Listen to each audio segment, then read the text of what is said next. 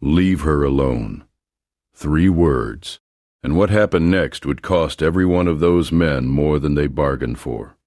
I was there that summer, partner, propped against a cottonwood not 40 yards from the Callaway Spring, and I saw the whole thing, saw the way those riders fanned out around a young woman who hadn't done a single soul any harm, saw the sheriff tip his hat like he was watching a church social instead of a shakedown, saw the preacher fold his hands and study the ground, and I saw the man in the faded poncho, lean, maybe 30 years old, trail-dusted, riding a red roan mare who needed water bad.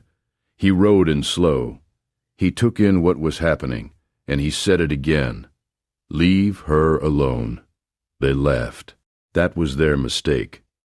Her name was Clara Whitmore, and the spring on her land, sitting quiet and cold in Haskell County, New Mexico territory, in the dry August of 1883, was the only year-round water source for 50 miles in any direction.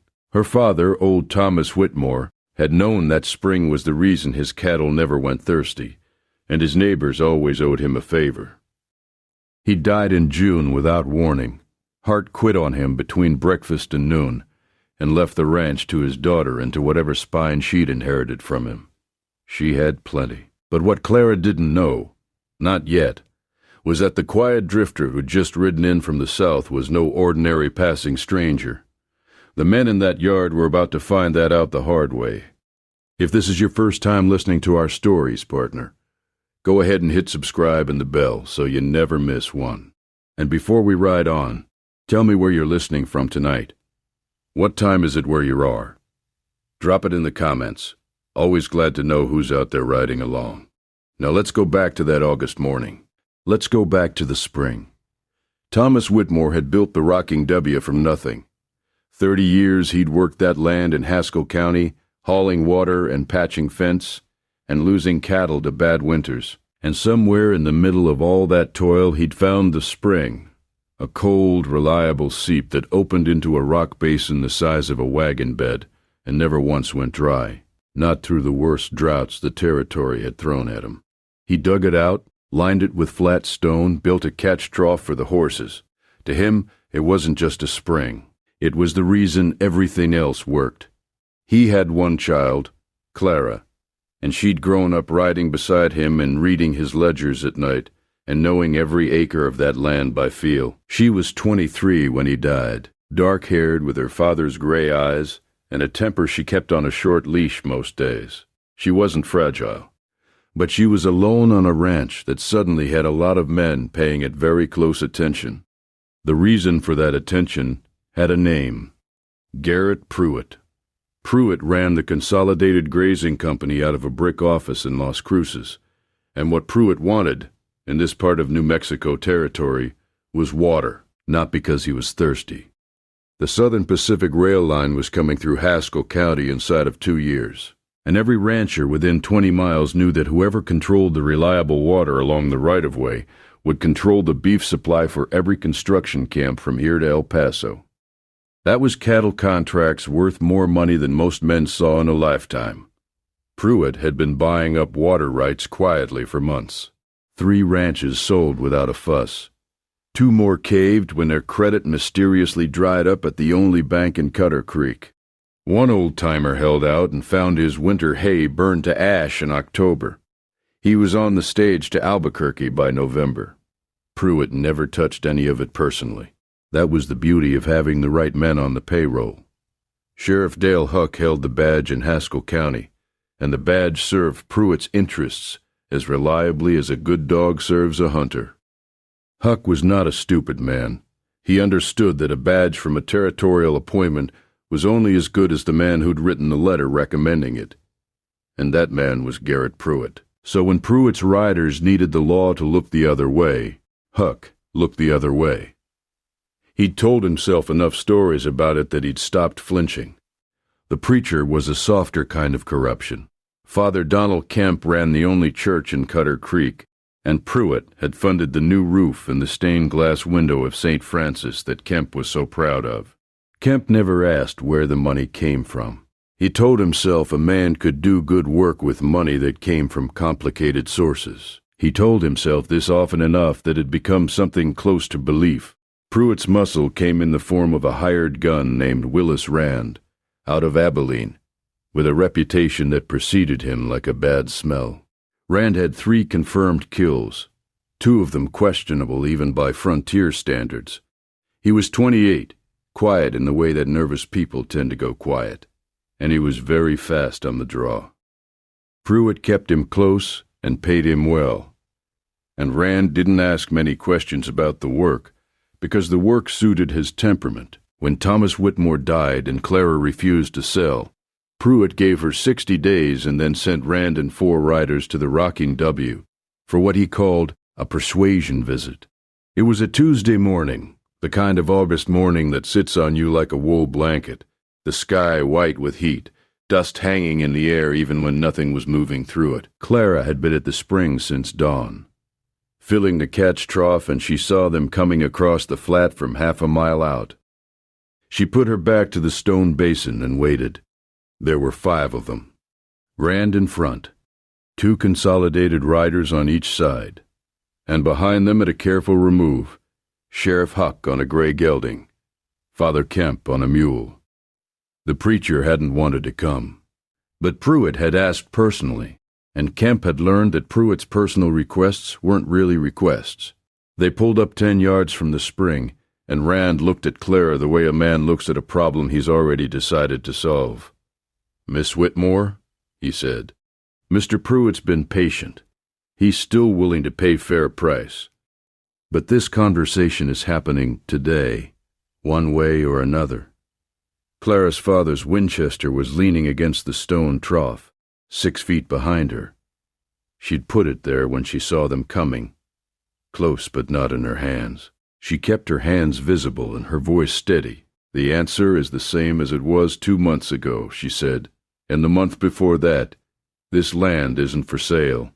Rand looked at the riders beside him. One of them, a thick-necked man named Doyle, nudged his horse forward and grabbed Clara's arm above the wrist. Not violently, just a grip to make a point about who was deciding things today, and then the sound of hooves, unhurried, coming from the south trail. A red roan mare. A man in a faded poncho the color of old sage, trail dusted from his boots to his hat brim, a canteen dry on his saddle. He was lean and young, maybe 31 or 32, with dark eyes that took in the scene without any visible reaction beyond a slight tightening around the jaw. He rode up to the edge of the group and stopped and looked at the man with the grip on Clara's wrist. He looked at the sheriff. He looked at the preacher. Then he looked at Rand. "Leave her alone," he said. Rand turned to look at this new arrival the way a man turns to look at a dog that's wandered into his camp. Mild irritation, nothing more. "Ride on, friend. This is a private matter." The man in the poncho didn't move. His mare shifted 1 foot and put her nose toward the spring trough, wanting water. He let her go forward those few steps and she drank, and he sat on her back and watched Doyle's hand still clamped on Clara's wrist. "Let her go," he said again. "Last time I say it politely." Rand's expression shifted then, slightly. Not fear, not yet. More like recalibration. The drifter was calm, in a way that didn't quite fit.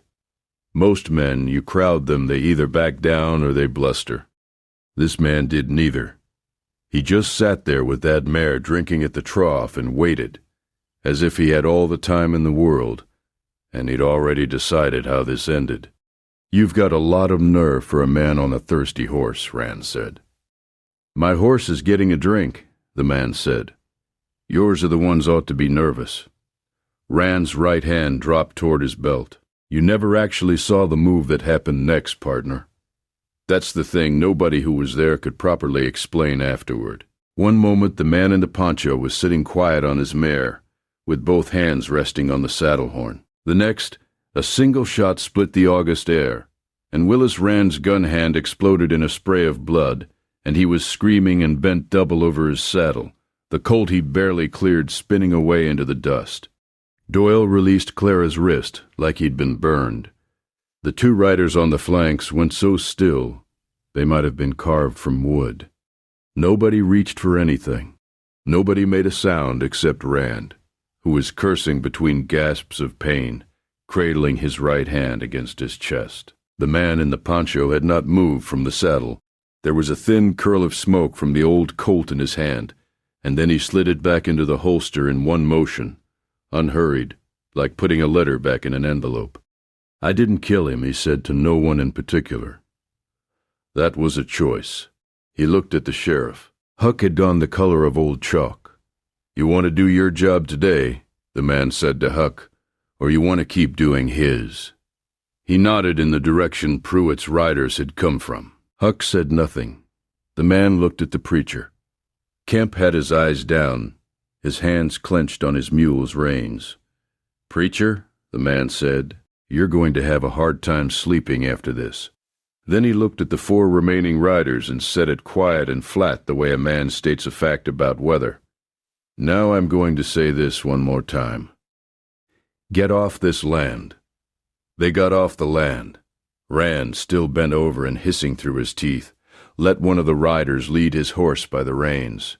They went south, back toward Cutter Creek, and the sound of hooves faded, and the cottonwoods along the spring bank stopped shaking, and Clara Whitmore stood beside the stone basin with her father's Winchester now in her hands, watching the last of them go over the rise.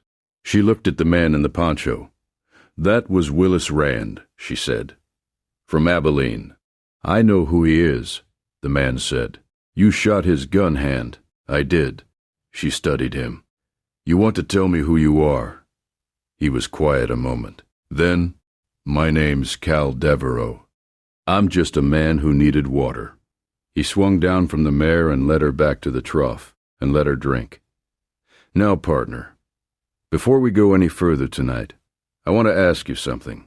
If you're finding this story worth your time, go ahead and tap that subscribe button and hit the bell. You'll never miss a new story that way. And drop a comment below.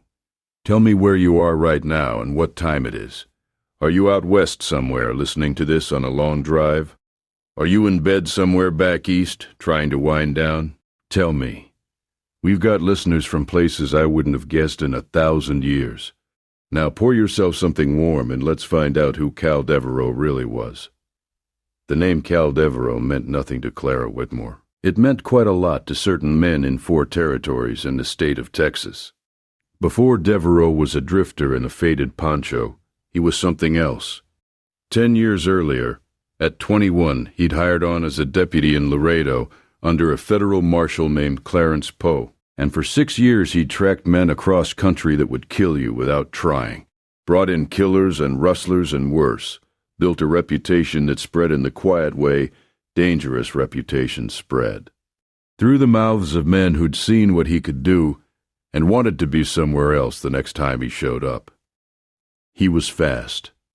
That was the simple word for it. He was the fastest draw most men had ever encountered, and he had the patience that good lawmen have, the kind that lets you wait all day for the moment when waiting stops being the right choice. Then, 7 years ago, there'd been a town called Cañon Rojo, a mining camp up in the Jemez Mountains, and a man named Latimer who'd gotten inside a payroll strongbox through someone Devereaux trusted. And 9 miners had died in the aftermath. Devereaux had ridden after Latimer alone, against Poe's orders, and caught him 3 days later, and brought him back across his saddle. But the miners were still dead, and their wives were still widows, and Devereaux had spent the years since then carrying that the way you carry something that's been sewn into your coat lining. Always there, never getting lighter. He'd ridden a loose circuit since Cañon Rojo, Wyoming, Colorado, Arizona, down through the territory, taking work where it needed doing and moving on before anyone could put a permanent name to his presence. He wasn't running from anything. He was looking for something, though he'd have been hard-pressed to say what. He'd heard about the Whitmore Spring from a stage driver 2 weeks south, who'd mentioned the consolidated company and a young woman who wouldn't sell, and something about that story had pulled at him the way certain things do, without clear reason, until he pointed the roan south and rode. He didn't tell Clara all of this at once. He told her some of it that evening, sitting on the porch steps, while the light went out of the sky in shades of copper and then gray, and she sat in her father's chair with the Winchester across her knees and listened without interrupting, which he appreciated. "You shot Willis Rand's hand," she said again when he finished, like she was still working through it. "I've never killed a man who didn't make it completely unavoidable," he said. "Rand wasn't there yet. He might wake up tomorrow and decide to be something different. Probably won't. But I wasn't going to make that decision for him. They'll come back," Clara said. "You know that. I know it. With more men." "With more men," he agreed. "Pruitt has money to spend. Men like Rand are replaceable to him. He'll send 6 next time, or 10, and he won't come himself because he never does."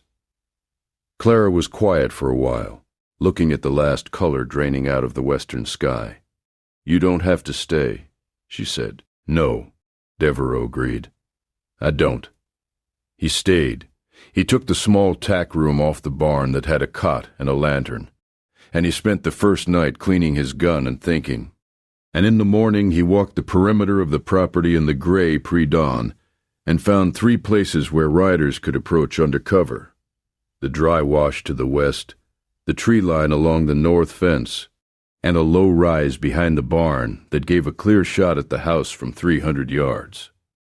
He memorized them the way you memorize a place you know you're going to be fighting in. That day he spent with Clara going through her father's stock of wire and lumber, checking the barn door hinges and the house shutters, and the way the spring could be approached from different angles. She knew the land better than he did, and she showed him things he'd missed: a second water source, a dry stone root cellar built into the hillside that was invisible unless you knew where to look, the way the cottonwoods along the creek created a natural break that slowed any approach from the east. She was smart, not schoolroom smart, though she'd had some of that too, from her mother before her mother died. She was land smart, property smart, the kind of intelligence that comes from spending your whole life in a specific place and learning everything that place has to teach you. Devereaux had met men who'd spent a decade on a piece of ground and still didn't understand it the way Clara understood the rocking W at 23.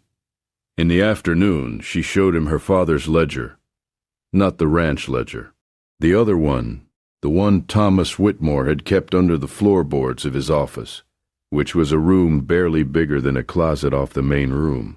3 years of entries, careful and precise, recording every meeting where Pruitt's name had come up, every neighbor who'd sold under pressure, every visit from Consolidated's riders, the dates and the amounts when he could find them. Thomas Whitmore had not been a passive man. He'd been gathering evidence the way old-timers hoard tools, slowly and without fanfare, because he believed that someday someone official might want to know about Garrett Pruitt's methods. He was building a case, Devereaux said, leafing through it carefully at the kitchen table. "He always said the law catches up eventually," Clara said. "He just didn't live long enough to see it." Devereaux looked up at her. Something shifted in his expression, the way it shifts in a man who's been carrying something heavy and just found a place to set it down. "Where's the nearest federal marshal's office?" he said. "Santa Fe," Clara said. 3 days' ride. Devereaux looked at the ledger. Then he reached into the inside pocket of his poncho and set a small leather folding wallet on the table beside it. Clara looked at it. "What's that?" "My credentials," he said. "I'm not just a drifter, Miss Whitmore. I rode for the federal marshal's office for 6 years. I still have friends in Santa Fe, and I've been watching Garrett Pruitt for the past 4 months. He told her the rest of it then, how he'd been following a separate thread, a railroad commissioner up in Colorado who'd been bribed into steering the Southern Pacific Survey route through Consolidated friendly land, and how that thread had led him south and eventually to Haskell County. He had his own notes. He had a letter from a former Consolidated bookkeeper who'd fled to Tucson and written down everything he'd seen from the inside. He had dates, names, amounts. He had the shape of the whole thing. What he hadn't had, until he saw Thomas Whitmore's ledger, was the local evidence that tied Pruitt's pressure campaign to specific acts of intimidation in this county. Together, The two records were something a territorial judge could work with. He's not just buying water rights, Devereaux said. He's bribing a railroad commission and intimidating landowners and using a county sheriff as a personal errand boy. That's federal territory. That's the kind of case that goes to the U.S. Marshal's office in Santa Fe and doesn't come back until someone's in irons. Clara sat with that for a long moment. "Why didn't you just say that this morning?" she said. "Because this morning I didn't know about your father's ledger," Devereaux said. "I knew what I had. I didn't know what you had." She almost smiled. It was brief, and it didn't reach the tired parts of her eyes, but it was there. "So what do we do?" she said. "We make it through the next 48 hours, he said. Then we get those papers to Santa Fe." The night passed without incident, but neither of them slept well. Devereaux sat on the barn roof from midnight to dawn with his rifle across his knees, listening to the territory breathe, the owl from the cottonwoods and the distant yip of coyotes, and once, around 3 a.m, the sound of a horse on the south trail that slowed and stopped and then didn't come any closer. A scout, likely, taking stock. He let them take stock. At dawn he came down from the roof and built a fire and made coffee. And Clara came out of the house with her hair still pinned from the night before and took the mug he offered her, and they drank it in silence, watching the sun climb up out of the east and turn the flats from gray to gold. "Tell me what's coming," she said. He told her. Pruitt would have heard about Rand by now. He'd know the man who'd taken Rand down wasn't a simple drifter, even if he didn't yet have a name. He'd send more men. 6, probably. Maybe 8. He'd want it settled before word spread any further, before the incident at the spring became a story people were telling in Cutter Creek. Men like Pruitt ran on the fear of stories. The moment the story turned, the moment people heard that his hired gun had been disarmed by a stranger at a girl's ranch, the whole structure of fear and debt he'd built started to crack. "He'll want it quiet," Devereaux said, "which means he'll want it done fast. Today or tonight." Clara nodded. "Then we'd better be ready." They spent the morning on it. Devereaux ran a length of wire along the dry wash at horse chest height, not to trip them but to slow them and announce them. He stacked a cord of split wood against the north side of the barn to break line of sight from the rise. Clara took the root cellar and set up there with a Winchester and a clear view of the yard and 2 boxes of shells her father had kept in the floor safe, which she hadn't mentioned to Devereaux until now, and which he chose not to comment on because she'd told him when it mattered. Around noon, Father Kemp rode in alone on his mule. Devereaux watched him from the barn doorway. The preacher came slowly, hands visible, and stopped 20 feet from the house and called out Clara's name. She came to the porch with the Winchester not quite pointed at him. Kemp said he'd come to warn her. Said Pruitt had 6 riders going out that afternoon. That Rand's replacement was a man named Caulfield, who was a different animal from Rand, colder, more professional, more careful. Said Pruitt was done negotiating. "Why are you telling me?" Clara said. Kemp was quiet a moment. He looked at his hands on the reins. He was a small man who had made a series of decisions that had turned out to be larger than he'd realized, and you could see that understanding sitting on him like a stone. "Because your father was a good man," he said finally, "and I've been telling myself that what I've been doing is somehow separate from what Pruitt does, and I know that's a lie." Devereaux stepped out of the barn doorway into the sun. Kemp looked at him. Something moved across the preacher's face. Recognition, or close to it. "I know your name," Kemp said quietly. "I served a church in Laredo for 2 years before I came here. I know your name, Mr. Devereaux." "Then you know I'm not bluffing," Devereaux said, "and I need you to do something." He gave Kemp a sealed letter he'd written that morning before dawn, 2 pages in his careful handwriting addressed to the U.S. Marshal's office in Santa Fe. He told Kemp to ride there directly, to hand that letter and Thomas Whitmore's ledger to the duty marshal, and to tell him that Calvin Devereaux was requesting urgent assistance in Haskell County, New Mexico Territory. Kemp looked at the letter for a long moment. Then he took it. "If I do this," he said, "Pruitt will know it was me." "Yes," Devereaux said. "He will." Kemp folded the letter carefully and put it inside his coat. He looked at Clara. "Your father always said the territory would set itself right eventually," he said. "He talked about it like he believed it." "He did believe it," Clara said. Kemp turned his mule toward the south road and rode. Devereaux watched him go and said nothing. Whether the preacher would actually do it was something he couldn't control. He had the copies. He had his own letter. But the distance to Santa Fe was 3 days, and Pruitt's men were coming this afternoon, and so he turned back toward the house and let go of what he couldn't manage, and focused on what he could. They came at 4 in the afternoon, not at night as he'd expected. 6 riders, spread wide, coming from the south and west simultaneously. Caulfield was easy to pick out. He rode slightly apart from the others, deliberate and unhurried, the kind of man who's done this before and treats it as a procedure. Devereaux was in the barn. Clara was in the root cellar. Neither of them moved when the riders came over the rise. Caulfield pulled up at the edge of the yard and looked around carefully. He'd been told there was 1 man and 1 woman, and he was the kind of professional who didn't take that information at face value. He sat his horse and studied the property and waited, and when nothing moved, he called out, "Devereaux, I know you're here. My employer has a proposition." Devereaux stepped out of the barn with both hands empty. "I don't need to hear it," he said.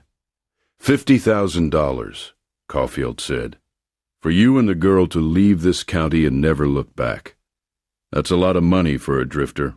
"I'm not a drifter," Devereaux said, "and he knows I know what he's been doing. You really think 50,000 is the number that makes me forget a federal bribery case?"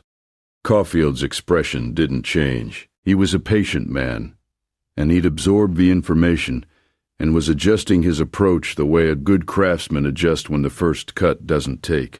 "Then there's no other conversation," Caulfield said. "No," Devereaux agreed. "There isn't.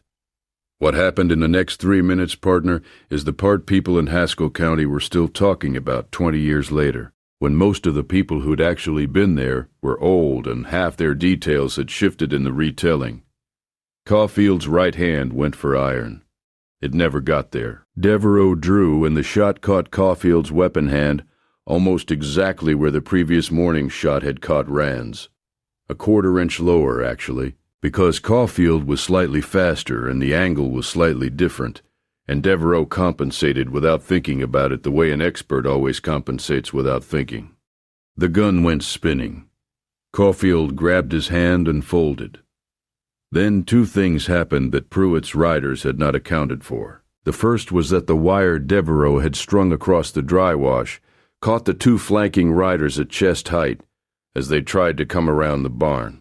Not hard enough to unseat them, but hard enough to check their horses and tangle them up in a confusion of thrashing and backing that took them out of any clean position for 30 seconds.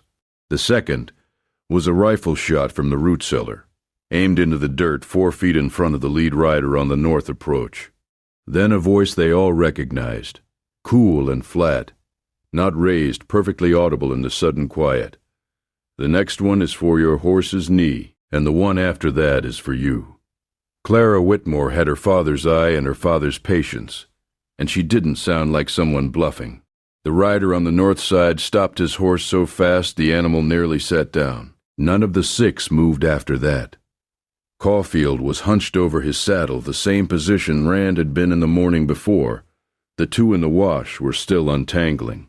The others were frozen, calculating odds and not liking the arithmetic. Devereaux walked toward Caulfield's horse. "Go back to Pruitt," he said. "Tell him I have the ledger. Tell him I have the bookkeeper's letter. Tell him Father Kemp is riding to Santa Fe right now with everything we have. And tell him that if he wants to know who I am, he can ask Dale Huck, because Huck knows exactly what happens when you put your hired men in front of me." He paused. "Tell him it's over." Caulfield looked at him, cradling his hand. "He won't believe it," Caulfield said. "He will," Devereaux said. When the marshals show up. They left. 6 riders, gone back the way they came, and the ranch was quiet again, and the cottonwoods along the spring were still in the windless afternoon. And somewhere above them a hawk turned slow, lazy circles, indifferent to all of it. The marshals arrived on Friday morning, 3 days after Father Kemp had ridden south. 2 deputy U.S. marshals out of Santa Fe, a federal warrant in one man's coat, and a rider Devereaux recognized from his years with Poe. A man named Garza, who shook Devereaux's hand in the yard and said without preamble, "Nice timing on the letter." The federal warrant named Garrett Pruitt and Sheriff Dale Huck as co-conspirators in a scheme to bribe a railroad commission, intimidate landowners through threatened destruction of property, and suborn the office of county sheriff. Thomas Whitmore's ledger was the anchor. The bookkeeper's letter from Tucson was the context. Devereaux's own testimony was the map. Huck was arrested in Cutter Creek that afternoon at his desk and didn't resist. He'd known, probably since the morning at the spring, that it was coming, and something in his expression when Garza read the warrant suggested that some part of him was relieved, the way men sometimes are when a thing they've been waiting for finally arrives. Pruitt was arrested the following morning in Las Cruces, at his brick office. He came out the front door in a suit and demanded to speak to his lawyer, and was told he'd have that opportunity in Santa Fe. He looked smaller than the stories about him. That's how Devereaux always remembered it, the way the men who'd cast such long shadows always looked smaller when you finally stood them in the actual light. Dale Huck was stripped of his badge and sent to Albuquerque to await trial. Consolidated Grazing's land claims in Haskell County were frozen pending the federal investigation, which would take 2 years to resolve but would ultimately result in the return of 3 forcibly purchased properties to their original owners. Garrett Pruitt spent 18 months in a federal prison and died broke at 61 in an Albuquerque boarding house, which is where men like Garrett Pruitt tend to end up, partner. The money never lasts as long as the consequences. Father Donald Kemp testified for the prosecution and received clemency for his cooperation. He resigned the church in Cutter Creek before the trial, on his own initiative, and no one who'd known him during the Pruitt years much argued about the decision.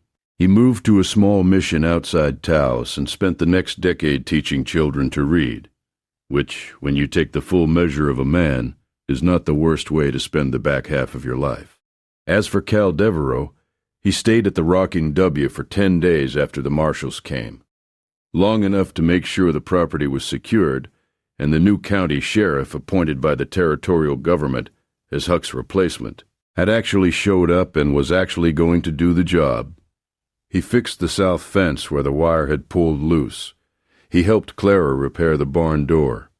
He drank her coffee in the mornings, and they talked, mostly about the land and her plans for it, sometimes about his years with Poe, rarely about what came next. On the morning of the 11th day, he saddled the roan mare and brought her to the yard. Clara came out of the house and stood on the porch steps. "You could stay," she said. He looked at her. She was holding her father's coffee mug with both hands, and her gray eyes were steady and direct, and she wasn't pleading, which he respected, because Clara Whitmore had never pleaded for anything in her life. "You don't need me to stay," he said. "You know that." She thought about arguing with it, decided it was true. "Where will you go?" she said.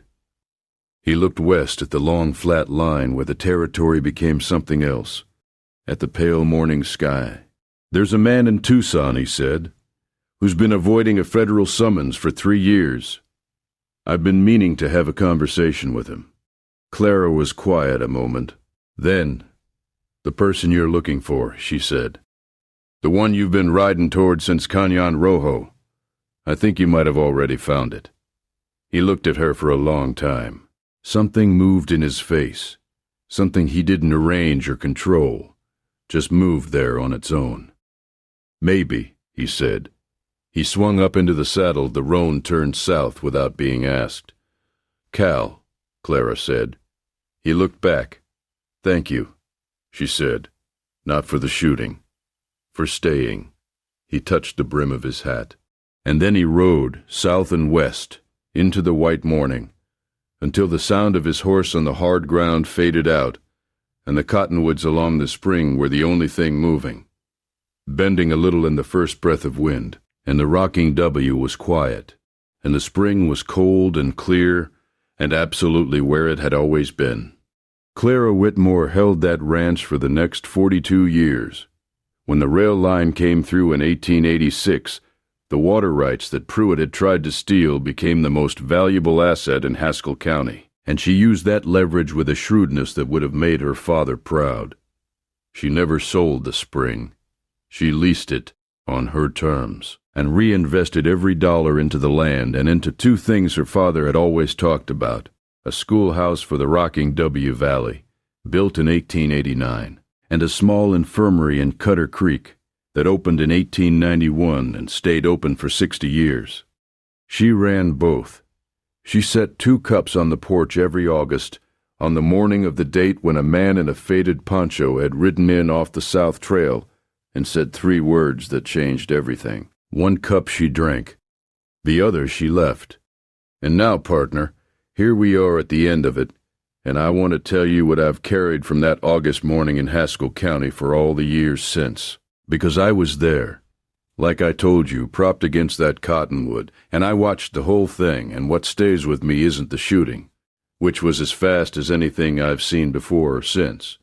What stays with me is the preacher, not the moment he warned them, not even the ride to Santa Fe, the moment he stood in that yard and told the truth about what he'd been doing to himself, the story he'd told himself to make it bearable.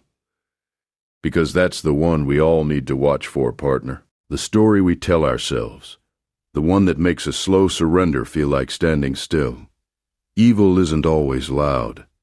It isn't always a man in a black suit offering a bribe in a brick office. Sometimes it's a man with a cross around his neck studying the ground and deciding it's easier not to look up.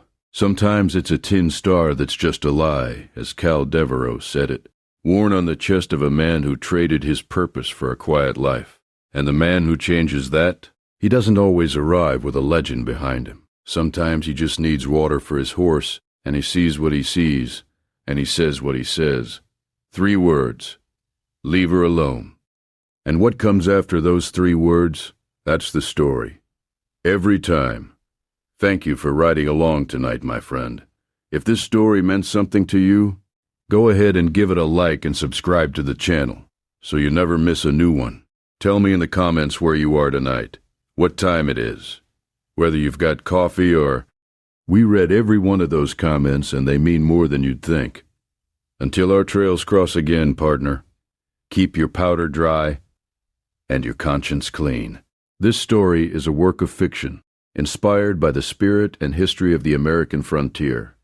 Characters, events, and locations are fictional. AI tools were used in the production of this content.